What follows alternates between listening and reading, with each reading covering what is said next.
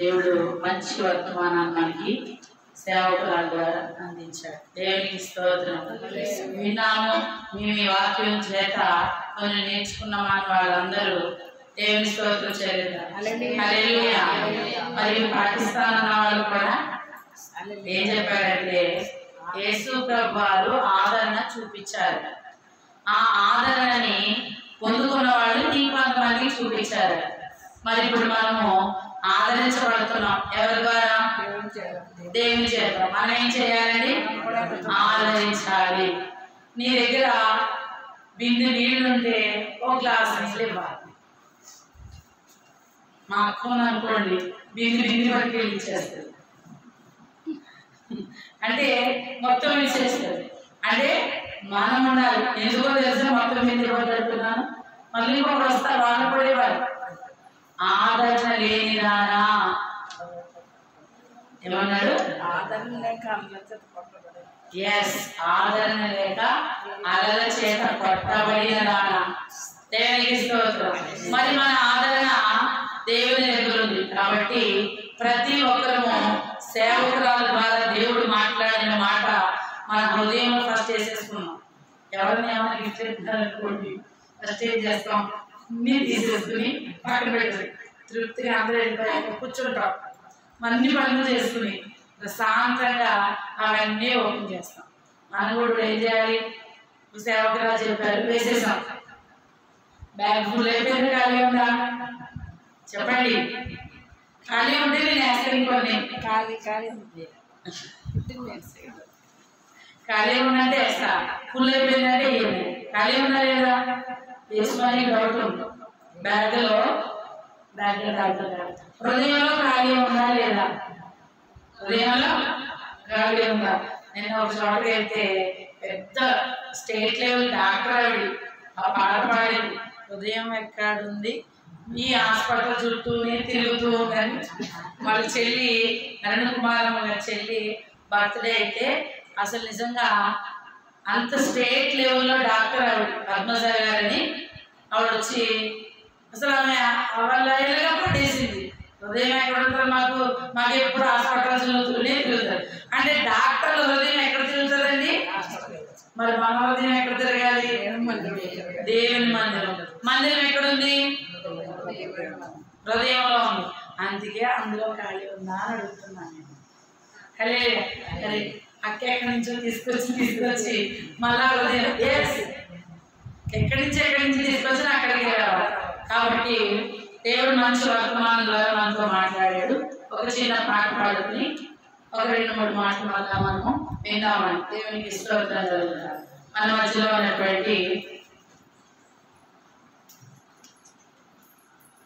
హల్లెలూయా దేవునికి స్తోత్రం కలుగుగాకండి. కొత్త పాట పాడమన్నారు. అయితే నాకు ఒక ఆలోచన వచ్చింది. దేవుని కృపలో నేను ఒక పాట రాశాను. దేవునికి స్తోత్రం. ఈ రోజు దేవుడు నాకు ఇచ్చిన అవకాశం అనుకుంటాను. దేవుని స్తుతిద్దామండి. నిన్నే నిన్నే స్తుతింతును, నిన్నే నిన్నే ధ్యానింతును, నిన్నే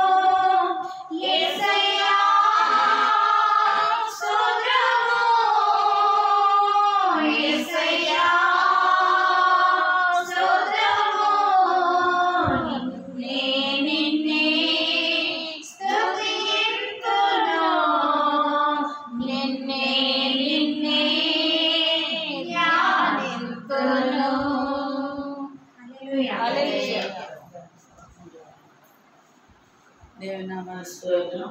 మరి ఈరోజు దేవుడు అద్భుతంగా, నేను వాక్యం చెప్తున్నప్పుడు దేవుడు అక్కడికి వెళ్ళి ఆమెతో పాట పాడించుకున్నాను. ఎప్పుడు పాట పాడమని చెప్తాం ఎవరికైనా. ఆమె బుక్ తీసింది, కొత్త పాట పాడమంటున్నాడు దేవుడు అని చెప్పారు.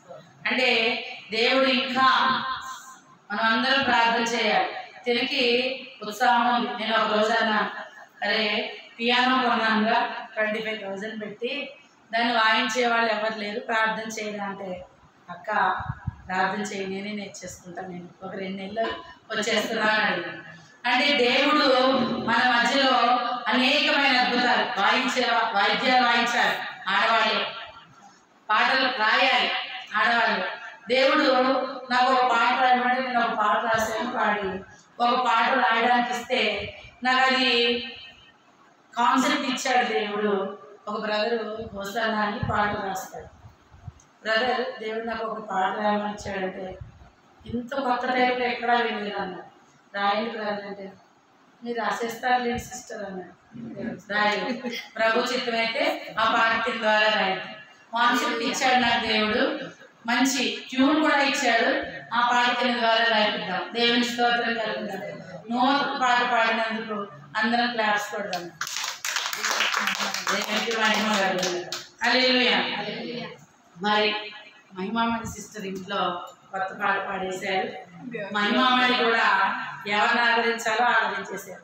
మహిమామణి గారు అంటున్నారు, ఆదరణ లేక అలల చేత కొట్టబడినదానా అంటే నా పరిస్థితి ఉంది. దేవుడు ఏంటి ఆదరించమని చెప్తున్నాడు, కొత్త పాటలు వస్తున్నాయి. ఎస్, మీకు వచ్చిందండి వాక్యం. దేవునికి స్తోత్రం. జకర్యా గ్రంథము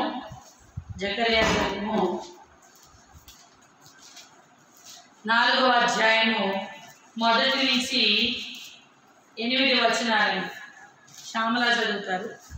నాతో మాట్లాడుచున్న దూత తిరిగి వచ్చి నిద్రపోయిన ఒకరిని లేపినట్లు నన్ను లేపి నీకు ఏమి కనబడుచున్నదని అడగగా. దయచేసి అందరూ తెరిచారండి. జకర్యా గ్రంథము 4వ అధ్యాయము 1 నుంచి 9 వచనాలు నేను సువర్ణమయమైన దీపస్తంభమును దాని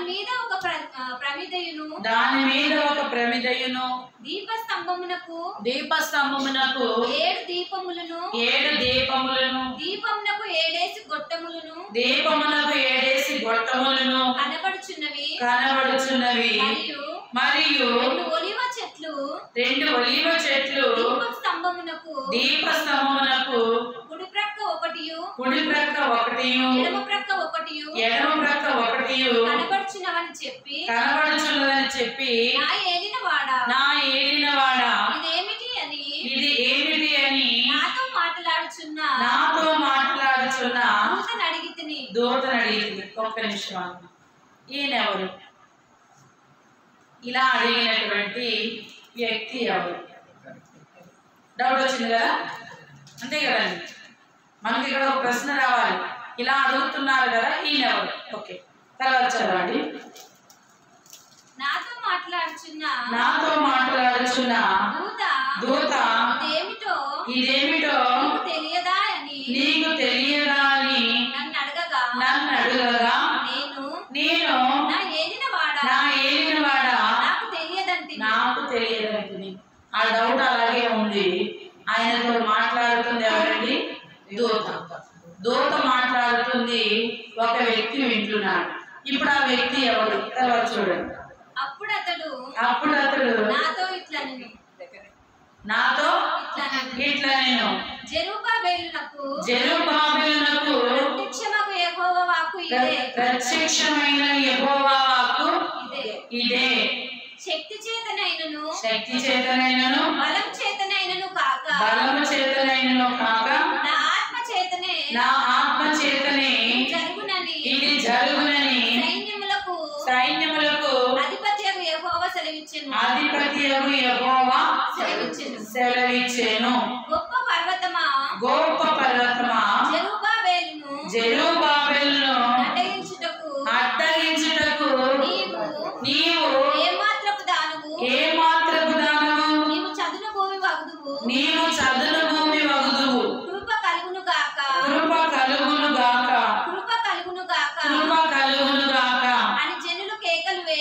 అని జనులు కేకలు వేయగా అతడు పైరాయి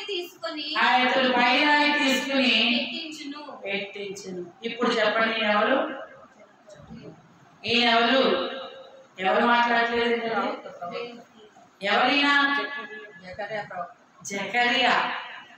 చూడండి ఇక్కడ మహిమాన్ గారు అదే అనుకుంటున్నారు. మా దగ్గర ఒక పర్వతం లాగా కొన్ని సమస్యలు ఒకదాని మీద ఒకటి కొలిపడుతుంటే నన్ను ఆలోచించమంటాడేంటి దేవుడు? నన్ను ఆలోచించమంటాడేంటి? నేనే సమస్యలో ఉంటే, నేనే బాధలో ఉంటే నన్ను బాధలో ఉన్న వాటికి చెప్తాడండి దేవుడు. ఆకలితో ఉందండి, ఆ పూర్తి చచ్చిపోదాం అనుకున్నారు. ఎవరండి? సారేపటి వెదవరా. మా అమ్మ పేదరికం ఇచ్చేసింది. మా అమ్మ ఆవిడికి పేదరికం ఇచ్చేసింది. సారేపటి వెదవరా. నిజంగా కొన్ని సందర్భాల్లో మనకి ఎంత కోపం వస్తుందండి. నాకే తినడానికి తిండి లేకపోతే ఇప్పుడే రావాలా వీళ్ళందరూ? దేవుడు అప్పుడే అనుమతిస్తాడండి. అంటే నాకే లేనప్పుడు నేనేం ఆదరించాలని అనుకుంటున్నాను. అంటే లేదని కాదు, సమస్యలే ఉన్నామని అర్థం. కానీ దేవుడు ఏమన్నాడు? ముందు నువ్వు ఆదరించు, వాళ్ళు ఏమన్నారు? ఈ పూటకు వస్తుందేమో, తినేసి చచ్చిపోదాం. చూడండి, డిక్లరేషన్ ఫామ్ మీద రాసేసినట్టు తినేద్దాం, ఓకే, చచ్చిపోవడం ఎందుకండి? చెప్పేసేవాడా మన దేవుడు? కాదు కదా. ఆ స్థితిలో ఉన్నప్పుడు అదే అడిగాడు దేవుడు. నీకు సత్తు లేని నీరసం ఉంది, ఇప్పుడు నాకు అలాగే ఉంది. దేవుడు ఇప్పుడు ఏమన్నాడు తెలుసా? శక్తి చేత కాదనెను, బలముతో నీవే కాదనెను, నా ఆత్మద్వారా నిన్ను చేతునని యెహోవా సెలవిచ్చెను. ఆత్మద్వారా నిన్ను చేతునని యెహోవా సెలవిచ్చెను.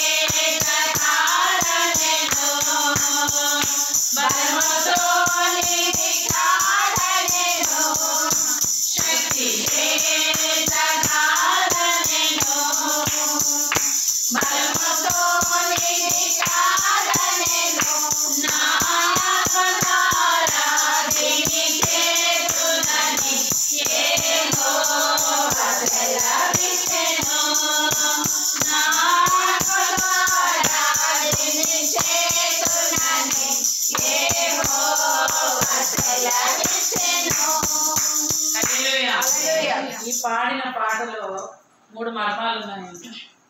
ఒకటి ఆత్మ, అంటే ఆత్మ ద్వారా జరుగుతుంది. రెండవ మర్మం ఇశ్రాయేలీయులకి రక్షణ. మూడవది జెరుబ్బాబెలు, అంటే ఇక్కడ జకర్యాకి అంటే సమస్యకి. ఇప్పుడు సరిపోయిందండి మూడును. మొదటిగా పరిశుద్ధాత్మ దేవుడు వచ్చాడు, అవునా? రెండవదిగా ఇశ్రాయేలీయులకి రక్షణ ఆదరణకరమైన మాట సేవకుల ద్వారా ఇచ్చాడు. మూడవదిగా జెరుబ్బాబెలుకు సంబంధించిన అడ్డుగోడను సమస్యను తొలగిస్తున్నాడు. నమ్ముతున్నారండి? ఇది దేవుని ఆత్మ ద్వారా జరుగుతుందని కదండి. ఒక్క పాట ఇక్కడ దేవుడు ఇచ్చాడు, ఆ ఒక్క పాటలోనే ఇక్కడ క్రొత్త పాట అక్కడ ఇచ్చాడు దేవుడు. దాని ద్వారా ఒక నూతనమైన కార్యము చేయబోతున్నాడు. నిజమేనండి, ఒక బండ లాంటి సమస్య. ఎంత గొప్ప మర్మం అంటే, బండను అన్నాడట దేవుడు, నువ్వు చదునైన భూమిగా మారిపో. అంటే సమస్య నువ్వేమైపోతావు? సమాంతరమైపో. అరే ఇంతవరకు సమస్య ఉంది కదా, ఉన్నట్టే లేదేంటి? ఇక్కడ ఒక రాయి ఒక బండ ఉంది కదా, ఇప్పుడు లేదేంటి? ఉంది, సమానమైపోయింది. సమస్యగా లేదు. ఇప్పుడు నువ్వు నడుస్తున్నప్పుడు నీకు అది తగలదు, నీవు నడుస్తున్నప్పుడు అది నీకు తగలదు. నువ్వు నడుచుకుంటూ వెళ్ళిపోవచ్చు. అంతకుముందు కాలు ఎత్తినా సరిపోవట్లేదు, దానికోసం ఆగిపోయాం. దేవుడు మీకు మార్గములను సరళం చేస్తున్నాడు. హల్లెలూయా. ఇది దైవ సంబంధమైన కార్యం. ఎందుకంటే ఆయన నోట నుంచి వచ్చే ప్రతి మాట నెరవేర్చబడుతుంది. ఇక్కడ మనుషులుగా మనం నిలబడ్డాము, మహిమ ఆయనదే. యోహాను సువార్త 17:23 ఆయన ఒక మాట మాట్లాడాడు. తండ్రి నాకు అనుగ్రహించిన మహిమను నేను మీకు ఇస్తున్నాను. తండ్రి నాకు ఎందుకు ఇచ్చాడో తెలుసా అండి? పరలోకము నుంచి నన్ను కుమారుడిగా ఇక్కడ పంపించినప్పుడు నాకు తండ్రికి ఇంట్రాక్షన్ ఉండాలని మహిమను ఇచ్చాడు.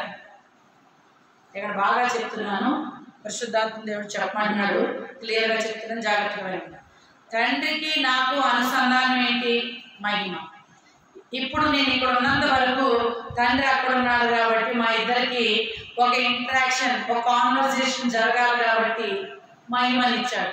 నేను ఇక్కడ లేను, ఎవరైనా యేసయ్య ఎక్కడికి వెళ్ళిపోయాడు? ఆయన పరలోకానికి వెళ్ళిపోయాడు. ఇప్పుడు మహిమతో ఆయనకి ఏమన్నా పని ఉందా? లేదు. ఎందుకంటే ఈయన ఎక్కడున్నాడు? తండ్రి కుడిపార్శ్వాన్ని కూర్చున్నాడు, మాట్లాడేసుకోవచ్చు. ఆయన వెళ్తూ వెళ్తూ మహిమను మనకి ఇచ్చేసేదాడు.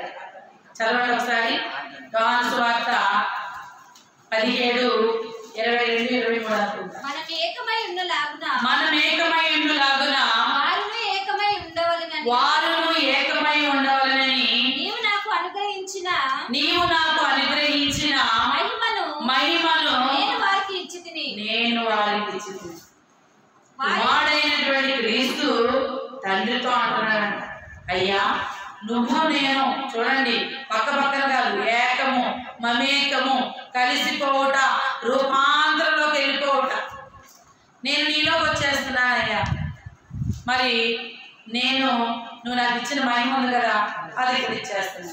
ఇక్కడ ఎంత గొప్పతనమో చూడండి. తండ్రికి కుమారుడి మీద ప్రేమ ఉంది. కుమారుడికి ఎవరి మీద ఉంది ప్రేమ? మన మీద ఉంది. అంటే మన ప్రేమ తండ్రి దగ్గరికి తీసుకుపోవడానికి కుమారుడు ఎలా ఉన్నాడు? మధ్యవర్తిగా ఉన్నాడు. హల్లెలూయా.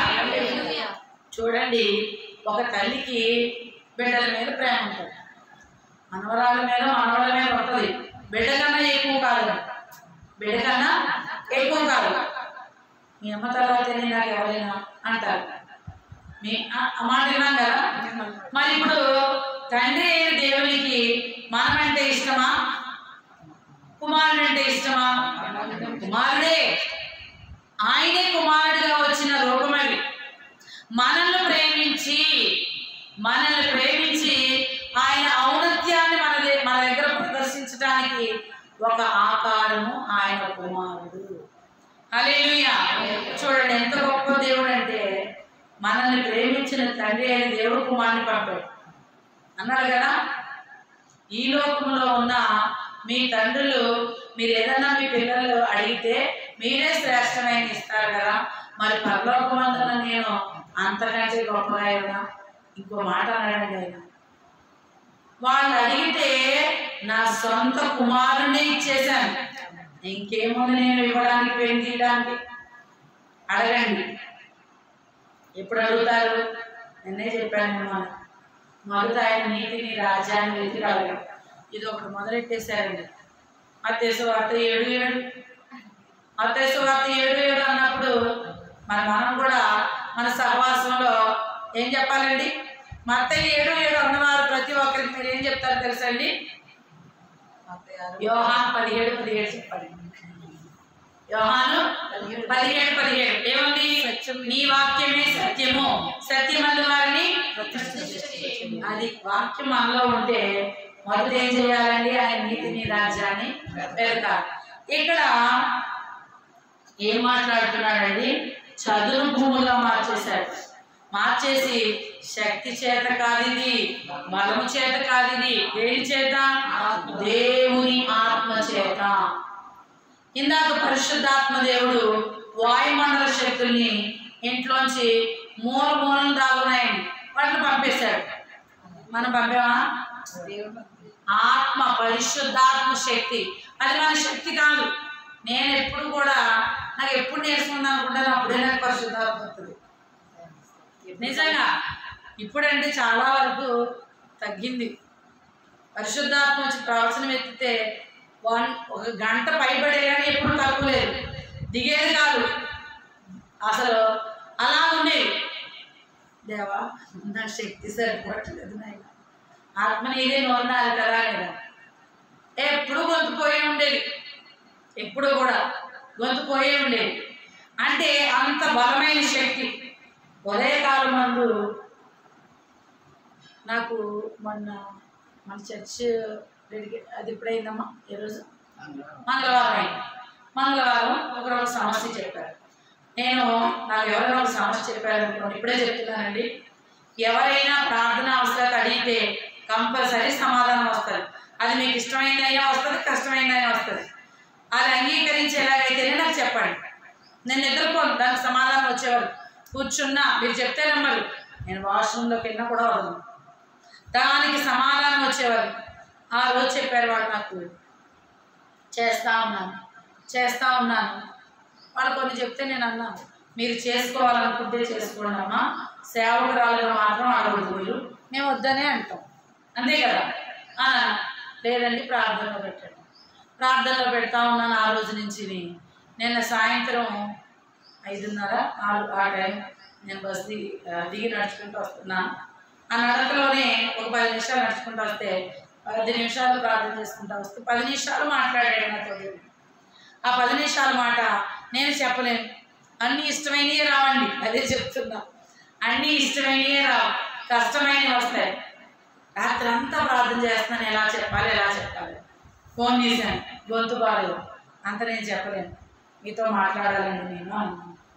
ఇక్కడికి వస్తారా ప్రార్థనకి ఈరోజు అంటే, రానండి, ఒక పని పెట్టుకున్నాం కదా రానండి. ఆ పని గురించి దేవుడు చెప్పాడు. ఇప్పుడు అలా అంటుంటే చుట్టాలందరూ వస్తున్నారండి అన్నది. నాకు ఇంకా కంగారు వచ్చింది. ఆ పని గురించి నాకు దేవుడు చెప్పాడు, ఈవిడేంటి ఆ పనిలో ఉంటానంటుంది అనుకున్నాను. ధైర్యం తెచ్చుకున్నాను. పొద్దుట ఆవిడ లొకేషన్ పంపించి అడ్రస్ పంపించింది. ఇంకా నా వల్ల కాలే, ఫోన్ చేశాను. డల్ అయిపోయి ఒక 2 నిమిషాలు మాట్లాడట్లేదు ఆవిడ దగ్గర నుంచి. ఇప్పుడు ఎలా అండి, అందరినీ పిలిచేసాము, ఇప్పుడు ఎలా అండి చెప్పాము, మార్గం ఉందా? నేను కాదు అంటే ఎలా ఉందంటే ఏం చేయలేము. దేవుడు చెప్పినప్పుడు నేను ఎంతవరకు చూసింది, అరుణమ్మ ఏ మాట చెప్తుంది వెంటనే యాక్సెప్ట్ చేస్తాడు. సంధ్య చెప్పాను కదా మన సాక్ష్యం, అక్క నువ్వేం చెప్తాది అందండి, నేను నిజాలు చెప్పిన అమ్మాయి, నేను కాదు తల్లి అన్న, నువ్వే అక్క, నాకు నువ్వే, ఇంకా మరీ దారుణం అమ్మాయి, వీళ్ళిద్దరు ఖండిస్తానే ఉన్నాను నేను, నువ్వే దేవుడు అక్క, కాదండి దేవుని దూరం ఏదైనా నువ్వు ఎక్కడి నుంచి చెప్పు అంటే అంటే ఆమె నమ్మకం ఏంటంటే నువ్వు చెప్పవు, నువ్వు దేవుడు ఏది చెప్తాడో అది చెప్తావు, అని వింటాను అని అన్నది. నిజంగా అండి, ఇంట్లోంచి తరివేసినా కూడా నువ్వేది చెప్తే చేస్తాను. ఒక నెల తిరగకుండానే చాలా ఫలాలు పోసేసింది ఆమె, చాలా ఫలాలు పోసేసుకుంది. ఎంత ఘనత చేశాడో. నేను అదే అంటాను, బెండ్ అవుతానా? పూర్తిగా బెండ్ అవ్వండి. కొంచెం బెండ్ అయ్యి కొంచెం బెండ్ అవ్వడం. నడువు నొప్పులు ఎందుకు వచ్చింది? మాకు శ్రమ ప్రార్థనకి ఇవ్వడం. మరి నేను అన్నాను, నా వద్దు చెప్పడం చెప్పేసి మీరు తర్వాత ఆలోచించుకోండి. అమ్మో లేదండి ఇలాగా. ఒక మనిషికి విడుదల ముఖ్యమా, ప్రాణం పోవడం ముఖ్యమా? విడుదల కదా. విడుదల ఇస్తున్నప్పుడు దేవుడు అది ఆమె ఇంకొక ఆమెను తీసుకొచ్చింది, ఆమెకి దేవుడు విడుదలనిచ్చాడు. అంగీకరించాలి, కష్టమైన అంగీకరించాలి. అబ్రహాంతో ఏమన్నాడు? నీవు నీ దేశమును నీ స్వజనులను అందరినీ విడిచిపెట్టి వెళ్ళమన్నాడు. కానీ అబ్రహాం ప్రార్థన చేశాడు, యేసయ్య కొంచెం కాలం చేయనైనా, నా తండ్రి తెరాలను ఎలా విడిచిపెట్టేస్తాను అని అన్నాడు. విడిచిపెట్టి వెళ్ళాడా? విడిచిపెట్టమని వెళ్ళాడా? ఎవరు విడిచిపెట్టేశారు? తెరాహే భూమి విడిచిపెట్టేశారు. అది తెచ్చుకోవద్దు. నేను అదే అంటున్నా, అది మనము తెచ్చుకోవద్దు. మరి నేనేం తక్కువదాన్ని కాదండి. నన్ను పిలిచి పిలిచి కొట్టి కొట్టి కొట్టి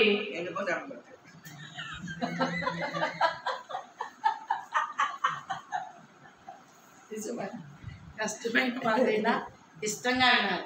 నిజంగా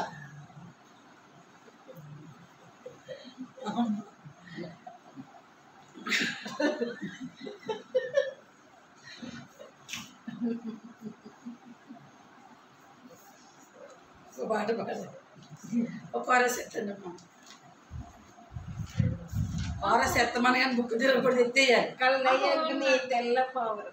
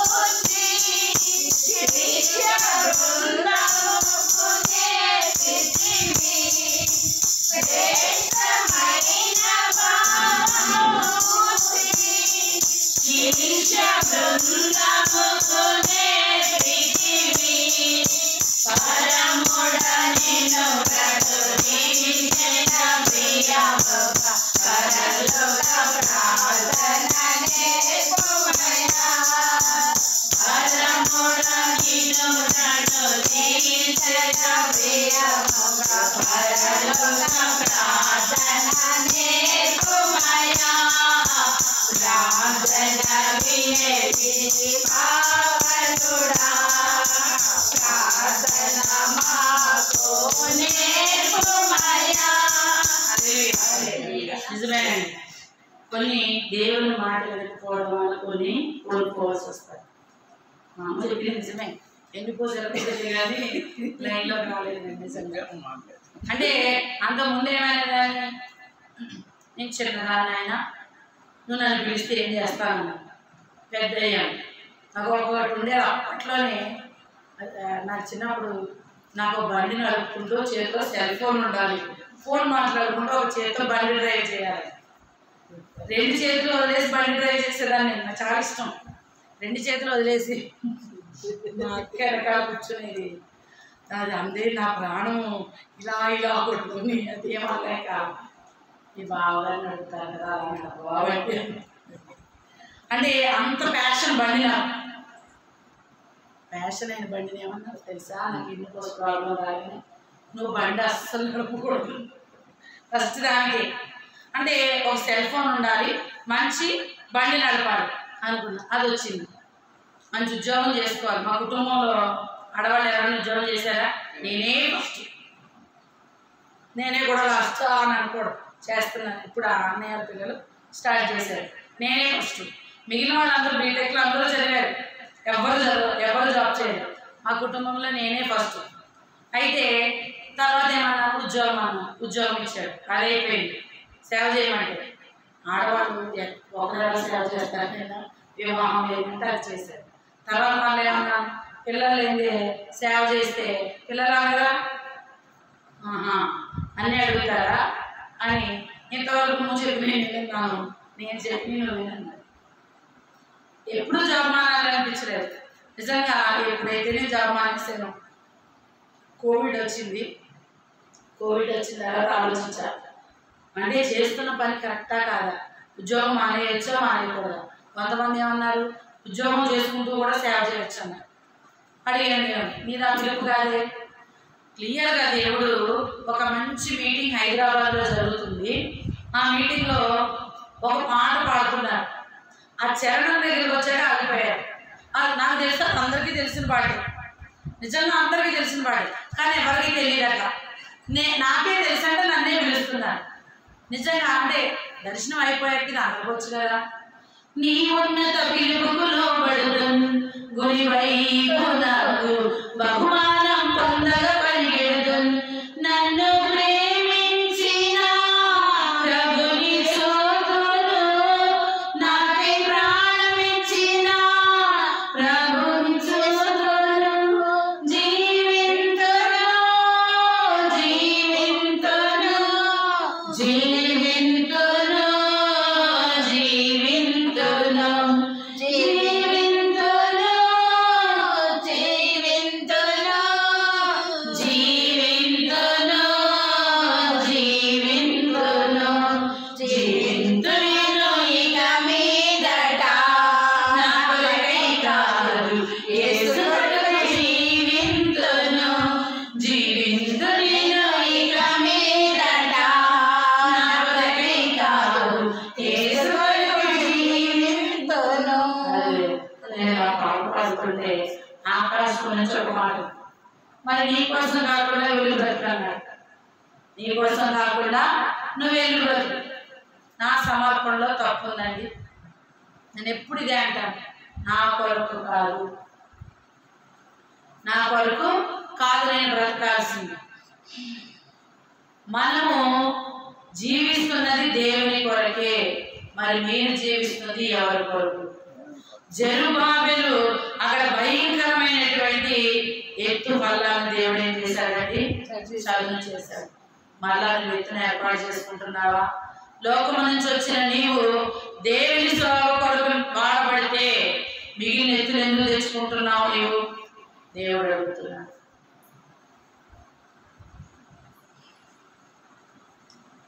ఈ దినమందు దేవుడు మీతో మాట్లాడుతున్నాడు. లోకము నుంచి మిమ్మల్ని వేరుగా చేసి నేను తీసుకొస్తే మళ్ళా మీరు ఎత్తు పల్లాన్ని ఎందుకు పెట్టుకుంటున్నారు? దాని నుంచే కదా మీకు సమస్య, దాని నుంచే కదా మీకు బాధ, దాని నుంచే కదా దుఃఖము, దాని నుంచే కదా వేదన. వాటి నుంచి మీరేమి కోల్పోతున్నారు? ఒక్కసారి నేను నీవే పరిశీలన చేస్తాను.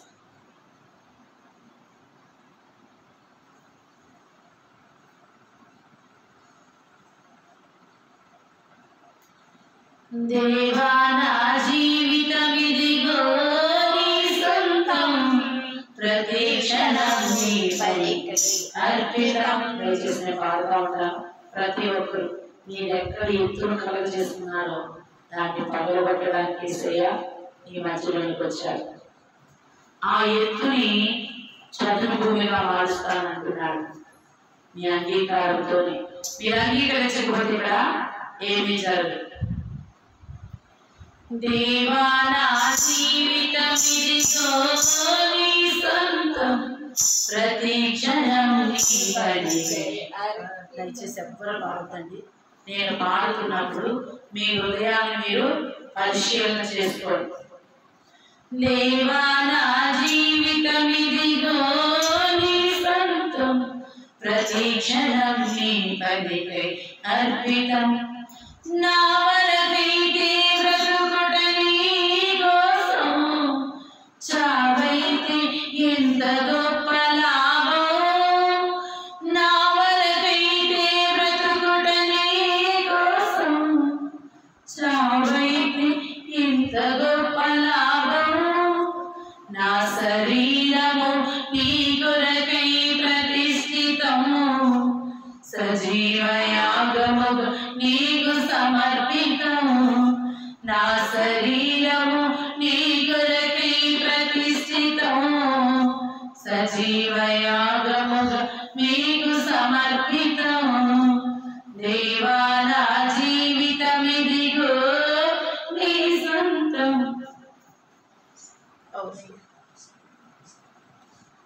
నా జీవితం నీకోసం ప్రభా,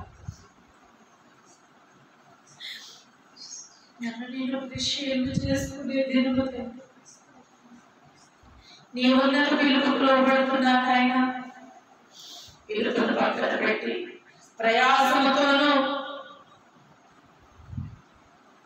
కట్టబడిన దానా కొట్టబడిన దానా మాట్లాడుతున్నావయ్యా. గాలి వాన చేత నీ పరిస్థితి ఏమి? లోకములో తిరుగాడుచున్న ఈ కార్యముల వలన నీవు శ్రమ పడుచున్న దానా, నీకు ఫలితమేంటి? నీ పిలుపేంటి? నీ విలువేంటి? నీ ఒక్కసారి గమనించావా? ఎందుకు నీవు చదునైన భూమిని అలా ఎత్తుగా చేసుకుంటున్నావు? ఎందుకు నీవు మరలా కొనుకబడి వేరొక ఆలోచిస్తున్నావు? నీకు అర్థమవుతుందా? యేసయ్య నీతోనే మాట్లాడుతున్నాడు. నీకు అర్థమవుతుందా? ఇది వాళ్ళకైతే బాగుండదు అనుకుంటున్నావా? కాదు, ఇది నీ కోసమే. మార్పు లేకుండా దేవుని పని జరిగించకుండా దేవుడు చూస్తున్నాడులే. నిజమేనండి, ఆయన మనల్ని చూస్తున్నాడు. మనమేం చూడడానికి ఉండట్లేదు. లోకంలో ఎంతో మంది మరణిస్తున్నారు. ఆయన కృప మనకు వచ్చాడు, మనల్ని ఇంకా భూమి మీద ఉంచాడంటే నువ్వు ఎవరిని ఆదరిస్తున్నావు? ఒక సేవకుని ఆదరిస్తున్నావా? సేవకురాన్ని ఆదరిస్తున్నావా? సేవలో ఉన్నవారిని ప్రోత్సహిస్తున్నావా? లేదే. ఎంతసేపు నువ్వు ఎత్తులు వేసుకుంటూనే వెళ్ళిపోతున్నావు. జాగ్రత్త. చదువుగా చేసింది నీకు ఏర్పాటు చేశాను.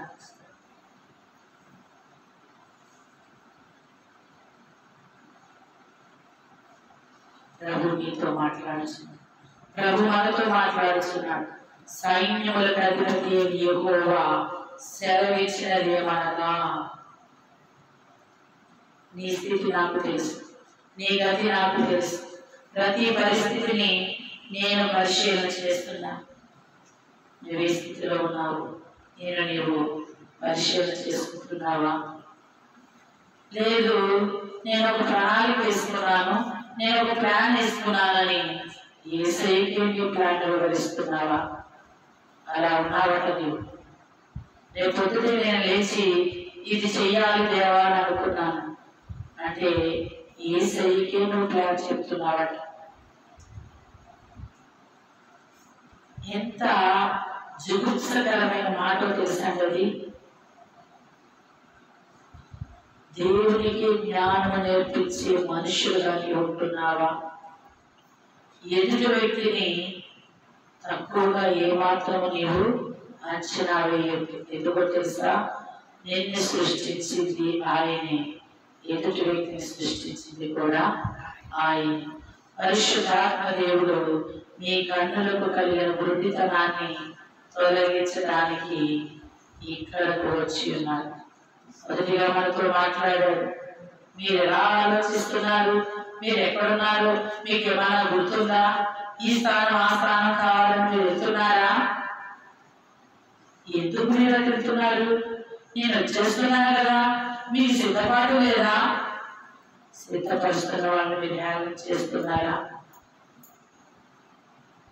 ఈ దినమందు ఎంతో మంది ఇక్కడికి రాలేకపోయారు. ఇంతమంది వచ్చామంటే నేను అనుకున్నాను కాబట్టి వచ్చానని అనుకుంటున్నాను. కాదు కాదు, పరిశుద్ధాత్మ దేవుడు మనల్ని ఇక్కడికి తీసుకొచ్చాడు. మనలో ఈ మార్పు చూడడానికైనా తీసుకొచ్చాడు.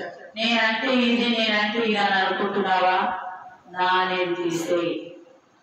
నేను చేశాను కాబట్టి వాళ్ళకి జరిగింది అనుకుంటున్నావా? అది తీసేయి. అది నీలోంచి తీసేయకపోతే నిన్నే దేవుడు తీసేస్తాడు.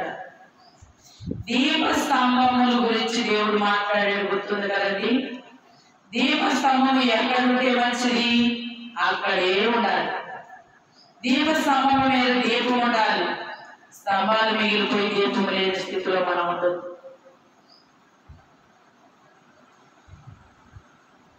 పరిశుద్ధాత్మ దేవుడు మన మధ్యలో ఉండి కార్యం చేస్తున్నాడు. ఓ జెరుబాబెలు, నీ శక్తి చేత కాదు, నీ బలము చేత కాదు, ఇది దేవుని ఆత్మ చేత జరగబడి ఉన్నది. మరి దేవుడు మన మధ్యలో ఇంతవరకు మాట్లాడి మనల్ని బలపరిచాడు, మనల్ని స్థిరపరిచాడు. ఎవరికి వర్తమానం కావాలో అది చేశాడు. వేస్తే మళ్ళా మనం పరిశీలన చేసుకోవాలి. మన కష్టమే అనిపిస్తుంది, అది ఇష్టంగా చేయండి, మేలు పొందుకుంటారు. మేలులు మేలులు మరచిపోలేనయ్యా, మేలులు నీకు మేలులు మరచిపోలేనయ్యా, నా ప్రాణము నాంత వరకు మరచిపోలేనయ్యా, నా ప్రాణము నాంత వరకు మరచిపోలేనయ్యా, మేలులు మేలులు మరచిపోలేనయ్యా, మేలులు నీకు మేలులు మరచిపోలేనయ్యా,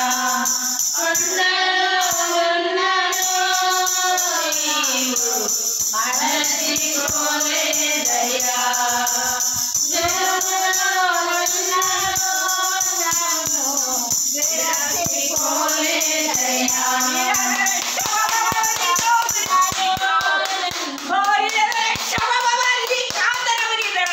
Glory,